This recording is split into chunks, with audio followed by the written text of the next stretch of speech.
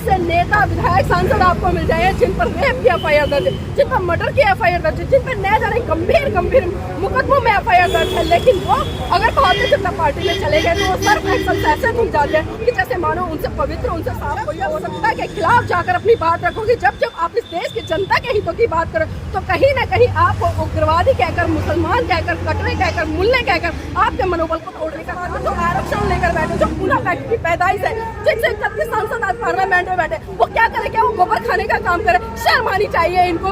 आपकी नजरों के सामने, अपनी आंखों के सामने आपके सुनते इस तरह के शब्दों का उच्चारण किया जाता है जहाँ पर दलितों पर अत्याचार होता है, मुसलमान भाइयों को उग्रवादी, आतंकवादी कहा जाता है, और आप वहाँ पर सिर्फ अपनी कुर्सी बचाने के लिए इस तरह के तमाम मनुवादी लोगों की गुलामी करते हैं, इनके तलवे चाटने का काम करते। अरे वो भूल गए, मुर्गे की तरह आपको पंख ऐसे नोचेंगे ना कि आप भूल जाएंगे। आप सोच रहे कि आज मुझे गाना डल रहा है तो मैं चुप रहूं। शर्म आनी चाहिए। ऐसे 131 जो आरएसएस के लोग थे, बजरंग दल के लोग थे, विश्व हिंदू परिषद के लोग थे, क्या नारे लग रहे थे? अरे इन मुसलमानों को रेडी पटड़ी मत लगाने दो, इन मुसलमानों को किराए पर मकान मत देना, इन मुसलमानों को आप अपनी फैक्ट्रियों में काम मत देना। और इस देश में अगर मुसलमानों को रहना है तो उनको जय श्री राम कहना होगा, उनको भारत माता की जय कहना होगा। और यहाँ तक नारे हमें सुनाई दिए कि मुल्लो जब मुल्ले काटे जाएंगे तो जय श्री राम चिल्लाएंगे। तो आप सोच सकते हैं कि आज इसमें क्या चल रहा है और किस तरह से ये चीजें प्रायोजित करके आज संसद में बाइकाट करना है। और कोई भी व्यक्ति, चाहे आपको जाति का, धर्म का, क्षेत्र का, भाषा का हवाला दे, आपको एक भी वोट नहीं देना। और जब वो वोट मांगने हैं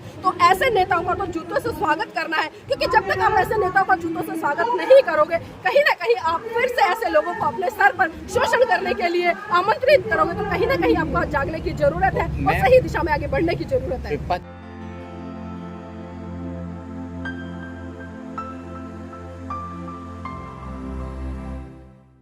देखिए, विदुड़ी जैसे आतंकवादी और गुंडे लोगों का हमला ये पहली बार नहीं है।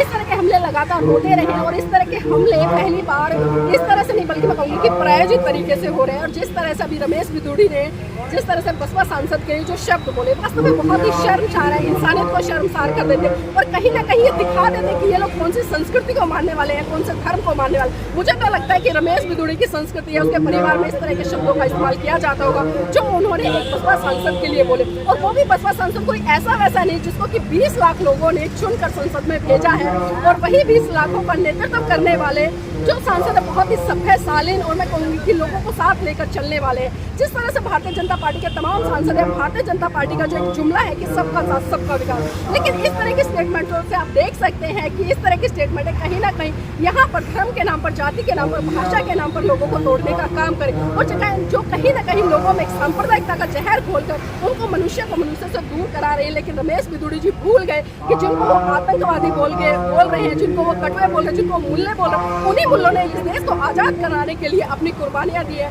तो यहाँ पर मैं इस जो तरह की टिप्पणियां है इसमें बिल्कुल निंदा करती हूँ, और यहाँ पर मैं भारतीय जनता पार्टी का शीर्ष नेता, देखिए किसने उकसाया गया? अब ये बताइए, अगर मैं आपका गलेवार पकड़कर ये कहूँ कि आप मुझे मारिए, जब तक आपका मन मुझे मारने के लिए नहीं कहेगा कि आप मुझे मार देंगे, या मैं आपको ये कहूंगी कि आप जाइए मोदी जी का सर कलम कर लाइए, क्या मेरे उकसाने से कुछ नहीं होता? ये सारी मन की व्यथा है, क्योंकि आपके मन में जो चल रहा है वही आपके शब्दों से परिलक्षित होगा, और जब शब्दों से परिलक्षित होगा तो वो आपके व्यवहार में भी होगा। जिस तरह से रमेश विदुड़ी के मन में जो चल रहा था, जो विचार थे, वही तो परिलक्षित हुए ना। तो मैम क्या लग रहा है कि पहले सड़कों पे था, अब संसद में पहुंच गया?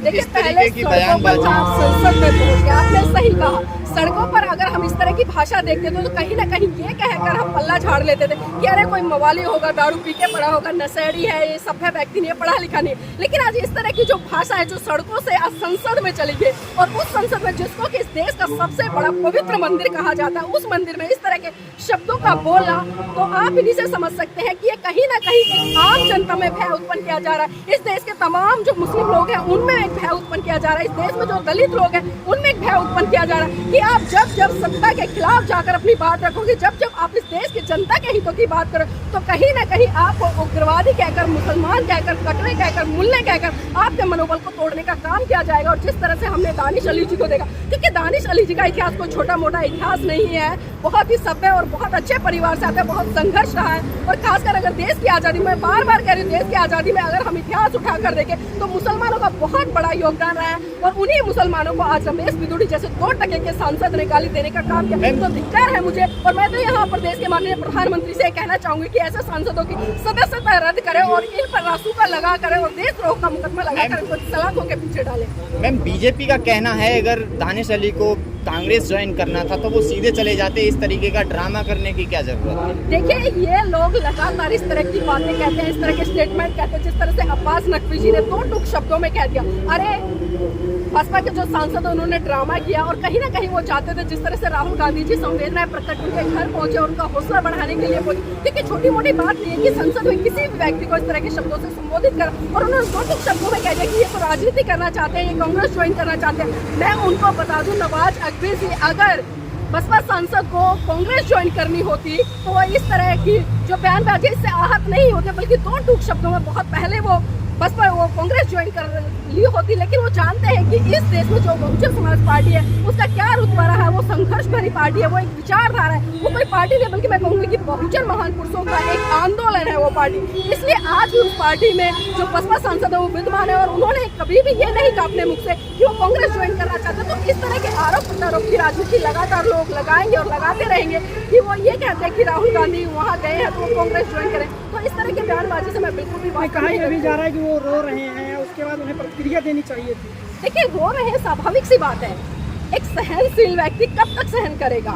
अगर मैं आपको कटवा बोलूं, मुल्ला बोलूं, आतंकवादी बोलूं, उग्रवादी बोलूं, और वो भी उस संसद के मंदिर में जहां पर प्रत्येक व्यक्ति की नजरें रहती, क्योंकि हमने देखा कि नए लोग जिस तरह से नई संसद में पहला सत्र चला, उसका 4था दिन था, और जब महिलाओं के मुद्दे पर बात होती, महिलाओं के आरक्षण पर बात हो रही थी, तो वहाँ पर उस आरक्षण पर बात करना कर रमेश बिदुड़ी चिल्ला कर कहते, ओए मुल्ले और कटवे, तू बाहर चल, तुझे बाहर देखूंगा। तो आप इसी से समझ सकते हैं कि लोगों की भाषा क्या है, इन लोगों की सभ्यता क्या है, लोगों की संस्कृति क्या है। और आपने इनकी संस्कृति को जिस तरह से देखा होगा, ये किसी से छुपा नहीं है, क्योंकि इनकी संस्कृति में लगातार मार काट की बात होती है, गाली गलौज की बात होती है। यहाँ पर मैं देश के तमाम लोगों से कहना चाहूंगी कि इस बार 2024 के चुनाव को मद्देनजर रखते हुए भारतीय जनता पार्टी का बिल्कुल बाइकआउट करना है। और कोई भी व्यक्ति चाहे आपको जाति का, धर्म का, क्षेत्र का, भाषा का हवाला दे, आपको एक भी वोट नहीं देना। और जब जब वो वोट मांगने हैं तो ऐसे नेताओं का तो जूतों से स्वागत करना है, क्योंकि जब तक आप ऐसे नेताओं का जूतों से स्वागत नहीं करोगे, कहीं ना कहीं आप फिर से ऐसे लोगों को अपने सर पर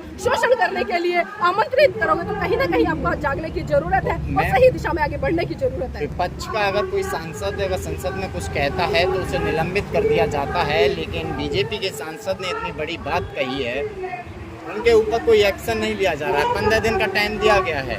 देखिए, 15 दिन का टाइम नहीं, ये 2 महीने का भी होगा, 3 महीने का भी होगा, 4 महीने का होगा। अभी मैंने जिस तरह से पहले अभी जिस तरह से गजेंद्र जी मिले थे, मैंने वहाँ भी कहा कि इससे पहले राहुल गांधी के एक बयान पर 2 साल तक उनकी सदस्यता रद्द की गई। जो आम आदमी पार्टी के सांसद हैं संजय सिंह जी, उनको बाहर निकाल दिया गया, राघव चड्ढा उनको बाहर निकाल दिया। तमाम ऐसे सांसदों को बाहर का रास्ता दिखाया गया जिन्होंने की प्रोटेस्ट भी किया बाहर बैठकर लगातार। लेकिन जिस तरह से भारतीय जनता पार्टी के सांसद रमेश बिदुड़ी ने जिस तरह का बयानबाजी की, और मैं कहूँगी कि इतनी शर्मनाक बयानबाजी है, उस पर आप 15 दिन का नोटिस थमाकर उनको एक अल्टीमेट दे रहे हो। और ये नोटिस तो सिर्फ खाली औपचारिकता है, क्योंकि हम सभी जानते हैं कि भारतीय जनता पार्टी वो किस आधार पर काम कर रही है। क्योंकि जो चीजें कल तक आपको सड़कों पर सुनाई दे रही थी, आज वो कहीं ना कहीं भारतीय जनता पार्टी के शीर्ष नेतृत्व के तहत या आरएसएस के तहत आज वो संसद में बुलवाई जा रही है, क्योंकि संसद में सबकी नजरें रहती है। क्योंकि इस भारत देश में 140 करोड़ की आबादी है, और 140 करोड़ की आबादी को इतना बड़ा संदेश देने के लिए मैं कहूंगी कि इससे अच्छा कोई जगह नहीं थी कि रमेश बिदुड़ी ने 2 टूक शब्दों में उनको आतंकवादी बोल दिया, मुल्ले बोल दिया, कटवे बोल दिया। और जिस तरह से अपने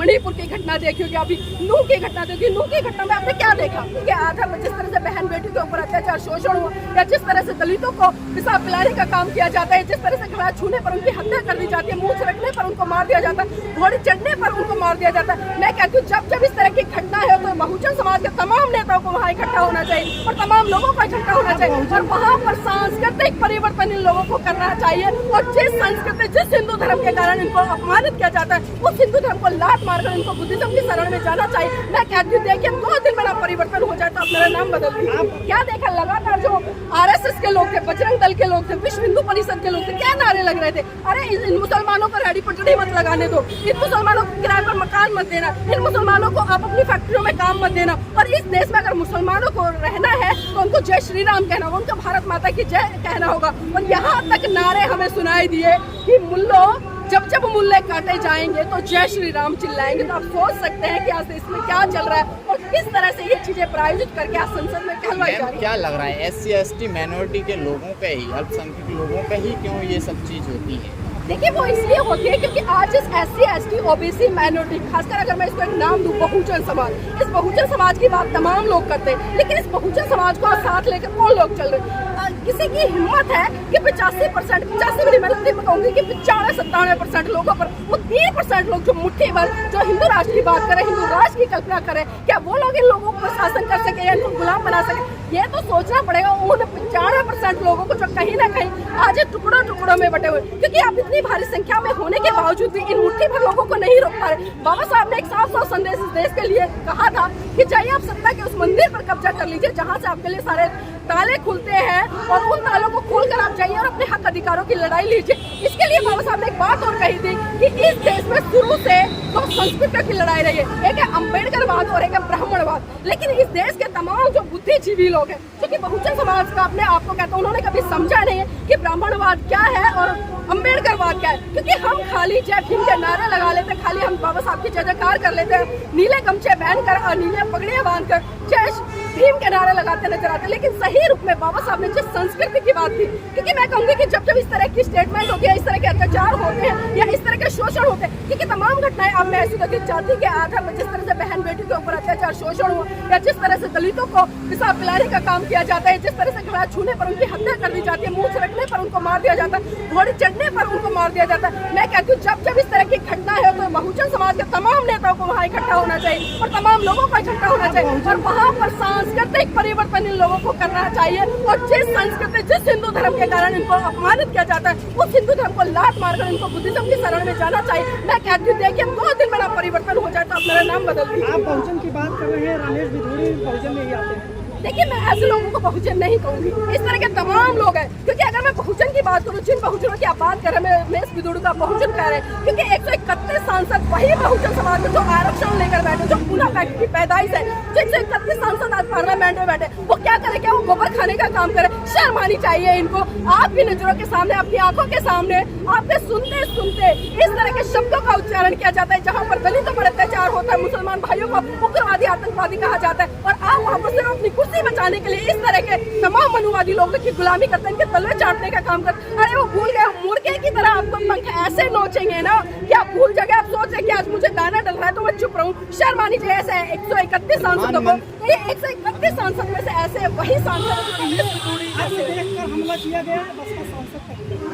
देखिए बसपा सांसद का धर्म, क्योंकि मैंने कहा था इस देश में जिस तरह से सांप्रदायिकता का जो जहर खोला जा रहा है, जो जहर खोला जा रहा है, ये वो जहर है। और 2024 को मद्देनजर रखते हुए इस तरह का जहर को, क्योंकि भारतीय जनता पार्टी, अगर मैं पिछले 9 साल की बात करूं, 2014 से लेकर अब तक 2023 चल रहा है, कितना विकास किया। इन्होंने तमाम सरकारी संसाधन बेच दिए, चाहे मैं रेलवे की बात करूं, स्कूलों की बात करूं, अस्पतालों की बात करूं, तमाम सरकारी संसाधन बेचकर इन्होंने प्राइवेटाइजेशन खड़ा कर दिया। और आज कहीं ना कहीं लोगों को भूखा मरने पर खड़े। आज गरीब होता जा रहा, अमीर अमीर होता जा रहा। आज हमारे जैसे, आप जैसे या तमाम जो गरीब तबके के लोग, उनके पास 1 एकड़ तक जमीन है, यहाँ तक 1 एकड़ जमीन की तो बात छोड़ो, उनके पास रहने तक के लिए घर नहीं है। जिस भारत देश में 19 लाख, आप ध्यान से सुन लीजिए, जिस भारत देश में 19 लाख प्रतिदिन लोग भूख से सोते हैं, जिस देश में 3000 बच्चे प्रतिदिन भूख से मरते हैं, आप उस देश में कल्पना कर रहे हैं कि ये लोग या भाजपा सांसद की तरफ से या पार्टी की तरफ से हमला बोल रहे हैं। हमला पार्टी की तरफ से नहीं है, सांसद की तरफ से, बल्कि ये सांप्रदायिकता का जहर खोलने वाले उन लोगों की स्टेटमेंट है। ये इस तरह के लोग एलिगेशन लगा रहे हैं ताकि लोगों को डराया जा सके।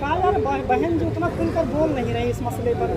देखिए बहन जी खुलकर बोल रहे हैं, नहीं बोल रहे हैं, मुझे बहन जी से कोई लेना देना नहीं है। वो उनका अपना पर्सनल व्यक्तित्व हो सकता है, लेकिन बहन जी से हटकर भी तमाम बहुजन समाज के ऐसे लोग हैं, ऐसे नेता हैं जो चिंतन मनन कर रहे हैं, जो सोच रहे हैं, जो समझ रहे हैं, जो जानते हैं कि क्या हो रहा है। क्योंकि जब जब गलत होता है तो गलत के खिलाफ जो व्यक्ति बोलता है, जो आवाज उठाता है, मैं उसी को बहुजन समाज का हित से कह सकती हूँ, चाहे उसमें बहन जी हो या अन्य कोई हो, चंद्रशेखर हो या तमाम अन्य कोई भी नेता हो। लेकिन आज जरूर है इस देश की जनता को समझने की, और खासकर जो लोग आज धर्म की राजनीति कर रहे हैं, धर्म की नहीं बल्कि मैं कहूँगी कि सांप्रदायिकता की राजनीति कर रहे हैं, उनको समझना पड़ेगा कि जब ये लोग जो भाजपा के सांसद है उसको इतने गंदे शब्दों से संबोधित कर सकते हैं, अगर कल को आपकी बारी आएगी तो वो आपसे भी नहीं चूकेंगे, इसलिए सावधान हो जाइए। मैम क्या लग रहा है कि रमेश बिधूड़ी के इस बयान को लेकर प्रधानमंत्री ने भी कुछ नहीं बोला? प्रधानमंत्री जी क्यों कहेंगे? रमेश बिधूड़ी मोदी जी उन्हीं का तो चमचा है, उन्हीं पार्टी का तो है, उसी पार्टी का सांसद है, उसी पार्टी से चुनकर आया, उसी विचारधारा का, उसी हिंदुत्व की बात करता है, उसी जय श्री राम की बात करता है, उन्हीं काल्पनिक चीजों की बात करता है। तो मोदी जी क्यों इनके खिलाफ जाकर दो शब्द कहेंगे? बल्कि मोदी जी तो ऐसे लोगों को और शह दे रहे हैं। ठीक है, आपने देखा कि भारतीय जनता पार्टी में अगर आप आंकड़े उठाकर देखें, तमाम ऐसे नेता विधायक सांसद आपको मिल जाए जिन पर रेप की FIR दर्ज है, जिन पर मर्डर की FIR दर्ज है, जिन पर न जाने गंभीर मुकदमों में FIR दर्ज है, लेकिन वो अगर भारतीय जनता पार्टी में चले गए तो वो सर्फ एक्शन से ऐसे घुल जाते हैं कि जैसे मानो उनसे पवित्र, उनसे साफ कोई और ना हो। तो मोदी जी को हमें ये समझना पड़ेगा कि मोदी जी उनके खिलाफ नहीं बल्कि उनको शह दे रहे हैं। और देखिए, ये शह देने का नतीजा देखिए, अभी तो इन्होंने बोला और भी कई ऐसे नेता उत्पन्न होंगे जो लगातार इस तरह की स्टेटमेंट देंगे। अभी 2024 दूर नहीं है, आप इंतजार कीजिए, देश में बहुत कुछ होने वाला है।